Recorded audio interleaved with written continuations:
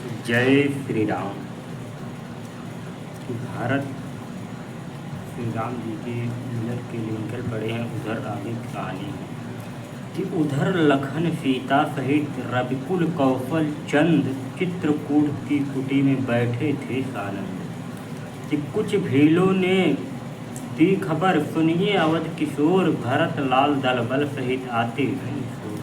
भील और भील आगे खाएंगे कि देखिए उधर नभे मंडल में ऊपर को धूल चढ़ रही है, या धूल उसी सेना की है, सेना वह इधर पढ़ रही है। 100-200 नहीं हजारों ही साथी हैं साथ भरत जी के, अच्छे न दिखते हैं विचार कौशल के नाथ भरत जी के। कि राम जानकी मौन थे सुनकर यह संवाद, किंतु लखन के उस समय उठ उठा क्रोध उन्माद। बाण धनुष पर चढ़ गया लगी न झड़की देर, सोते सोते जिस तरह जग जाता है फिर। और लक्ष्मण जी कहने लगे कि हे भाई शीघ्र आज्ञा दो, भाई को अब समझाऊंगा मैं। अन्याय न्याय पर चढ़ता है या कैसे होने दूंगा मैं। कि हे नाथ रोकते रहे सदा पर आज रोकना नहीं मुझे, सौगंध आपको है मेरी समय रोकना नहीं मुझे।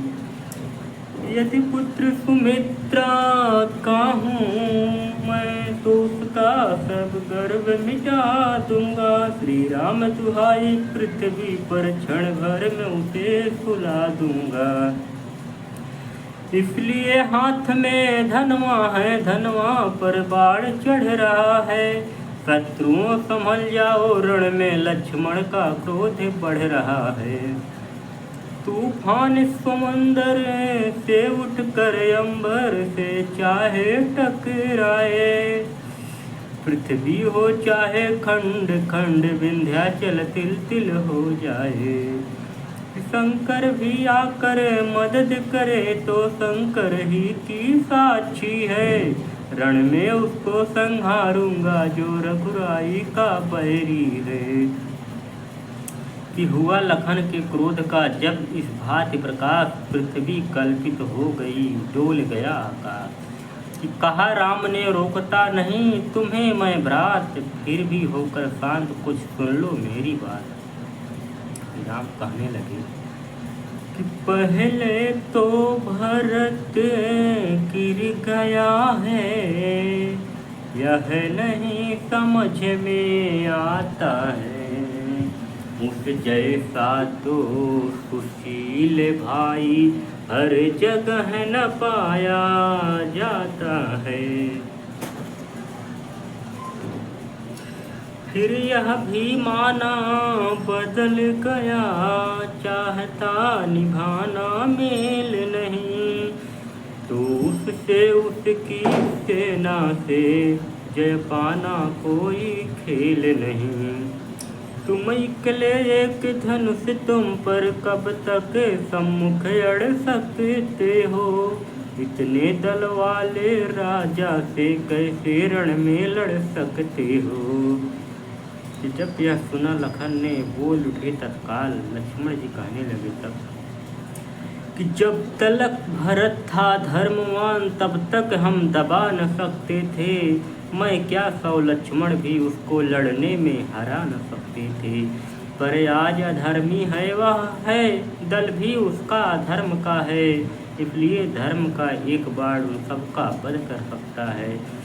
यह बाण शत्रुओं का संहार बाण हो जाएगा, या आज दास का सेवा में बलिदान प्राण हो जाएगा। यह कह कर खींची तुरंत चुटकी में धन डोर, जाने को तैयार थे भरत लाल की ओर। इतने में हो गया दृश्य और का और, एक बामला आ गया सम्मुख से उस ओर। कि बामला चाहता है पहले रघु रघुबर को शीश झुका लूँ मैं। रघुवीर चाहते हैं पहले दाग, छाती से उसे लगा लूँ मैं। आखिर रघुबर की विजय हुई, हाथों पर उठा लिया उसको। वह चरण छुए उससे पहले छाती से लगा लिया उसको।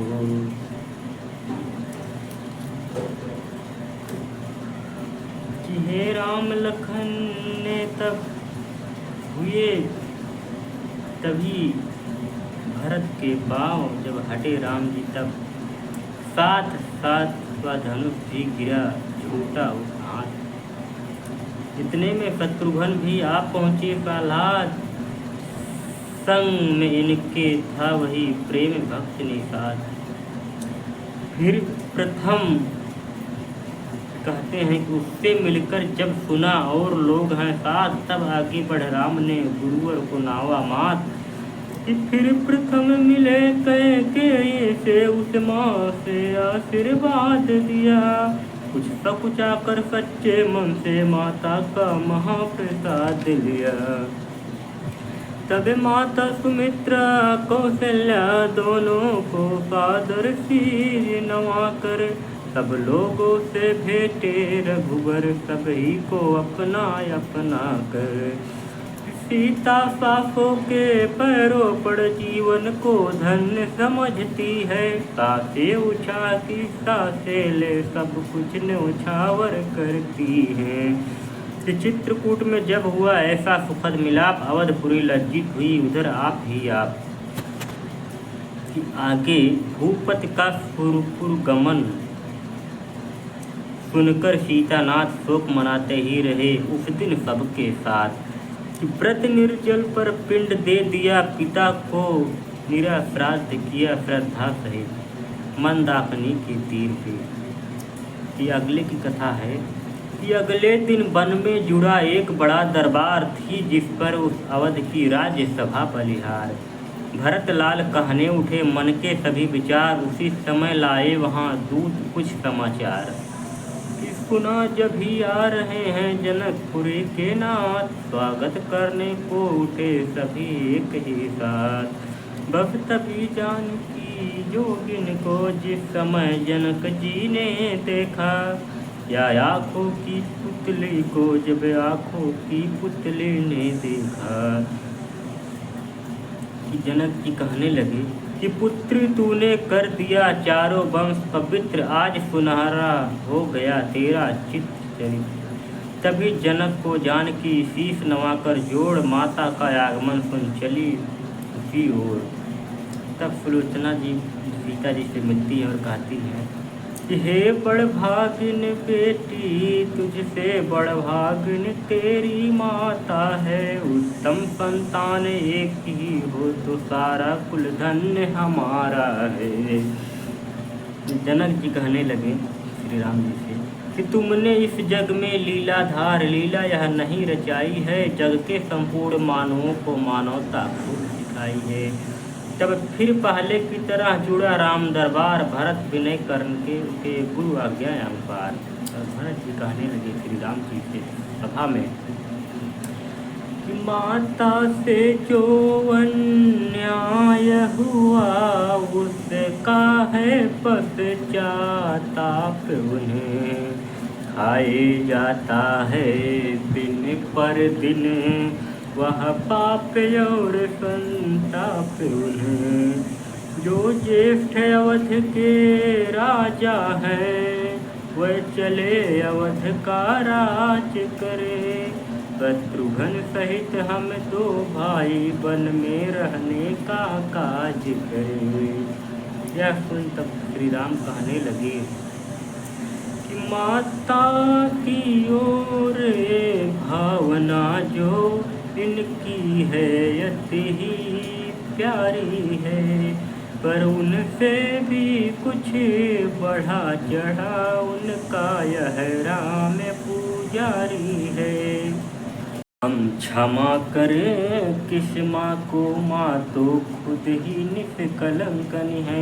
अपने ही चारों पुत्रों की वह जगदम्मा जग जननी है। तब कैकेयी जी कहने लगी कि मैं नहीं जानती थी तुमको, तुम ऐसे हो, तुम इतने हो पासंग भी उसका, मैन राम गंभीर हृदय तुम्हें जितने हो। हे राम आज व्याकुल मैया बेटे की कृपा चाहती है, तुम बेटे हो तो क्षमा करो, देखो माँ क्षमा चाहती है।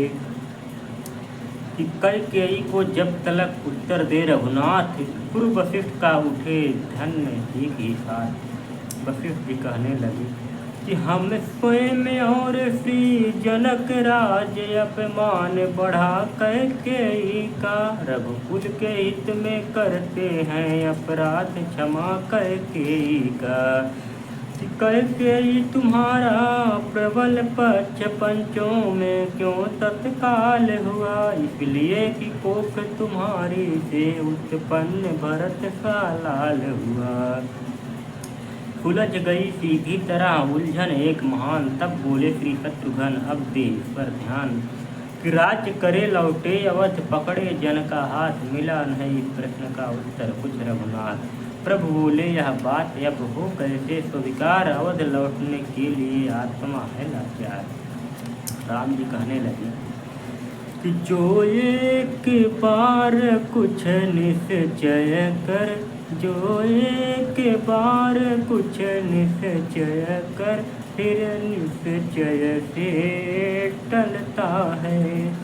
जो एक बार कुछ निश्चय कर, फिर निश्चय से टलता है, उसे टलना चंचलता है, निज आत्मा की दुर्बलता है। बनवास हमारे लिए कि अच्छे पथ पर पहुँचाता है राज तुच्छ इसके आगे, है राज तुच्छ इसके आगे, यह मार्ग बड़ा सुख दाता है। तब भरत जी कहने लगे कि जेठ भ्राता जी के होते छोटा न राज कर सकता है, कि जेठे भ्राता जी के होते छोटा न राज कर सकता है, यदि करता है तो है अधर्म, यह धर्म शास्त्र की आज्ञा है। जब बात धर्म की हो तो कर्मशील क्या कर्म करे, हे भाई आज्ञा देते हो, हे भाई आज्ञा देते हो, यह भाई भरत धर्म करे।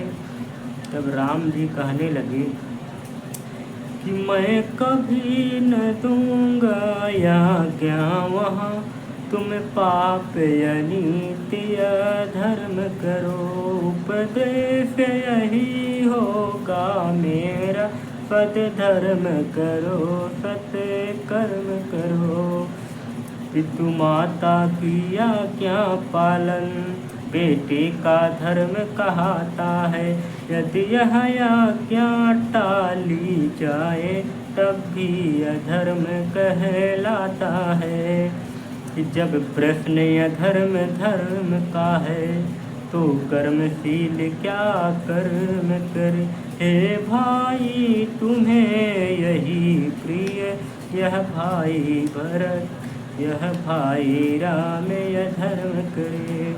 कि गुरु वशिष्ठ बोले तभी है बस एक प्रबंध, रक्ष सह भरत का कौशल से संबंध।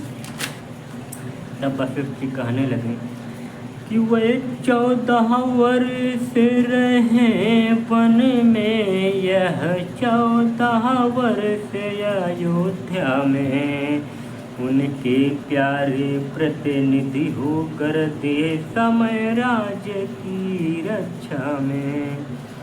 रखवाले बन करे सुनो भरत, रखवाले संभाल करोगे तुम। रघुराई जब बने से लौटे, तो राज्य उन्हें दे दोगे तुम।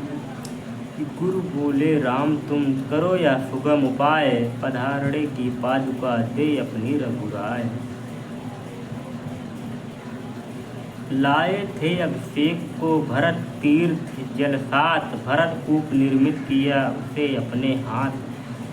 चित्रकूट के तीर्थ पर पाकर प्रभु उपदेश, विदा हुए सबके सहित पहुँचे अवध प्रदेश। इस शुभ दिन शुभ नक्षत्र में उत्सव रचा महान, सिंहासन पर पादुका पधराई सविधान। कि जनक विदा लेकर गए जनकपुरी सोत्साह, बार बार श्री भरत का चरित्र सराह सराह। कि गुरु तुझ मंत्री अनुज को सौंप राम का काम, भक्त राम वह भरत पहुँचा नंदीग्राम। तले भूमि के कुश बिछा ले समाधि, अविरल सुमिर रहे थे श्री भरत इस प्रकार प्रभु नाम। बोलिए सियावर रामचंद्र की जय। अब आगे की कथा आपको कल सुनाएंगे।